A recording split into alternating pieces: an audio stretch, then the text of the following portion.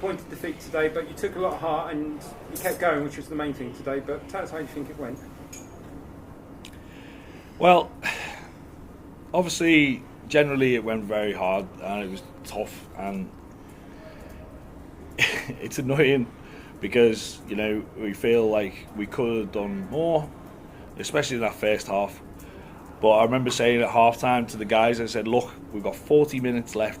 Let's go out and let's give it everything we've got. Make England earn that final place. We knew they were ahead of us, and we knew that the likelihood is, you know, the game was out of reach.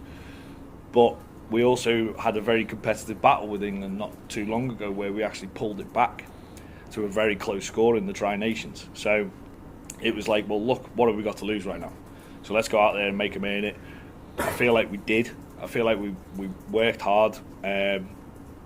And we started also playing our style of relaxed rugby, which makes a big difference.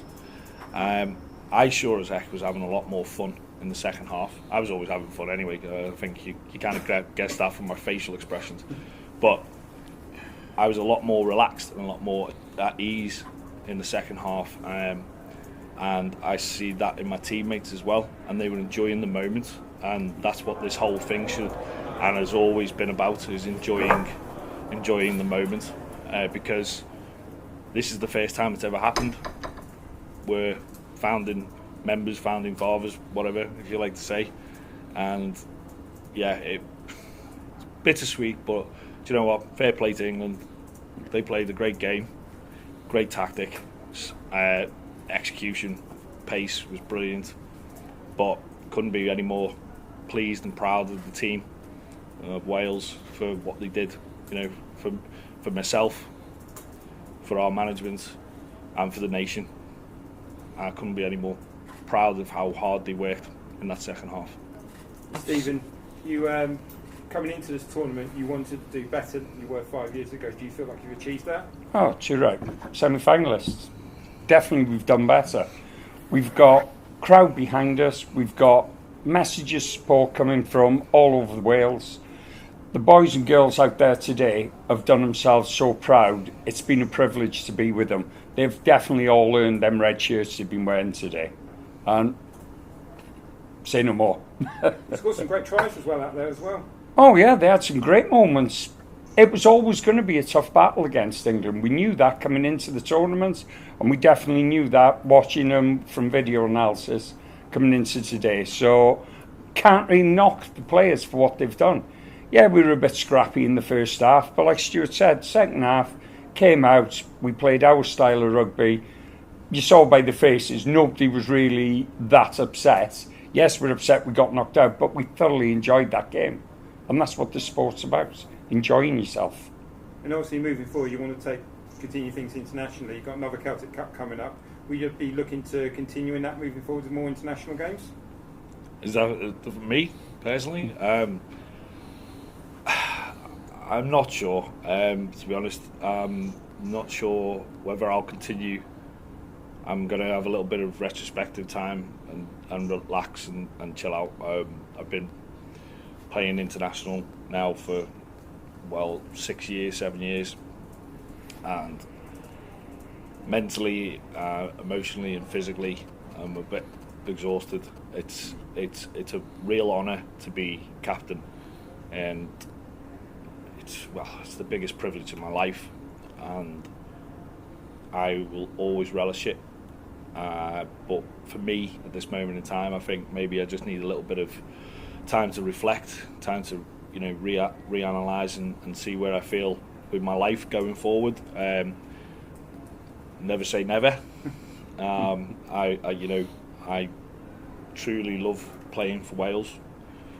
And I've always only said the only other nation that if I was ever play for would be New Zealand if they got something started, and that's because I have family out there. But I will never ever say no to playing for Wales, because I absolutely love the nation. I love the heart for myself. I love playing for this badge, and I love the people. So hopefully I'll be back, but we'll see. Stephen, what would you say would be the one thing you want to take from this tournament?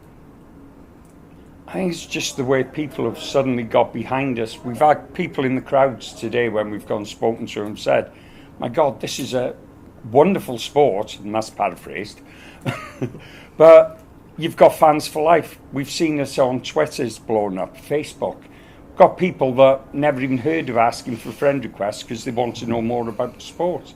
And that's what we've all got to take from it now. Today for us on this tournament itself has been a great starting point now for the game in general and especially for Wales. The clubs in Wales now are looking at all putting taster sessions on. So fingers crossed that'll drag another couple of dozen people in.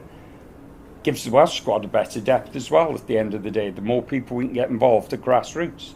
But we're hoping as well that it'll catch on the rest of the world. Like Stuart said, New Zealand. Well, me and Stuart had a great conversation with the president of New Zealand's Rugby League at 10 Down Street, and they were really keen to try and see if they could get something going. So that's all we're looking at now, onwards and upwards for everyone, not just Wales. You've played both of the two World Cup finalists, arguably both at their best when you've played them. So it's only fair to ask you how you think it's going to go on Friday.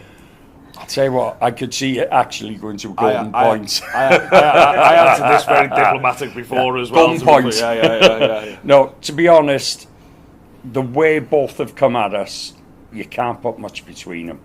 Yeah, France have got the pace, but so have England with, well, Jack Brown, for instance, as soon as he comes on, the speed of the game goes from 110 mile an hour to 500 mile an hour. He's ridiculously fast. But we know the French can counter him with pace, so it's one of them. I wouldn't like to say who's going to win. I think golden point is a good potential for this game. And whilst you would have loved to have been there, this is almost the perfect showcase for everything that this tournament's built up to. I would imagine you'd be encouraging everybody to either watch or get there on Friday night. Most definitely. I mean, one of the things that I was just actually saying to John Dutton, the CEO of the whole tournament, was I shook his hand and thanked him and congratulated him on a great tournament, but also thanked him for projecting our sport into the limelight. I said, this has been an absolute amazing experience for the game as a whole, as rugby league, but also the wheelchair section. And I think going forward that will show now. Well, frankly, you know, and you can quote me on this,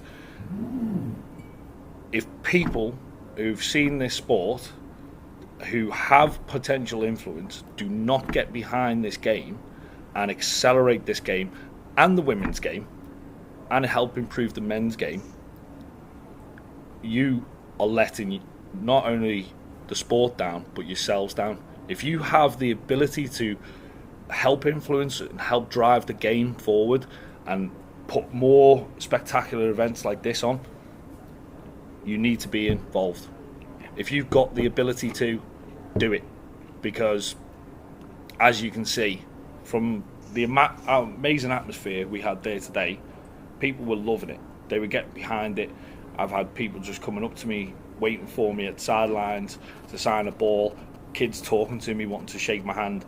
You know, the atmosphere is great and the sport is great across the board. So if you can, and you know you can, as far as I'm concerned, get involved, because it's an easy win.